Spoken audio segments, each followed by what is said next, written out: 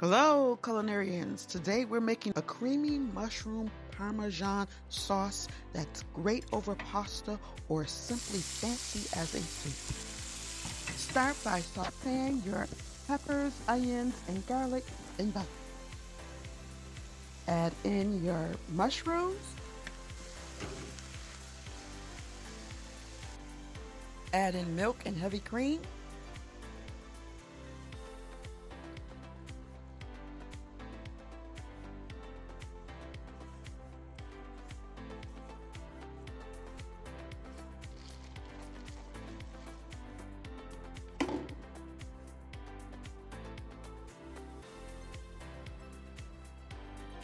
After the Parmesan cheese melts down, we're going to remove a little of the sauce so that we can mix in the flour.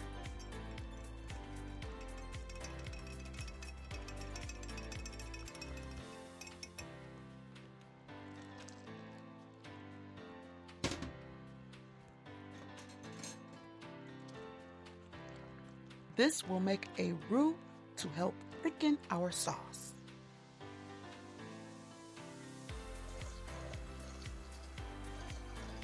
Season with salt and pepper.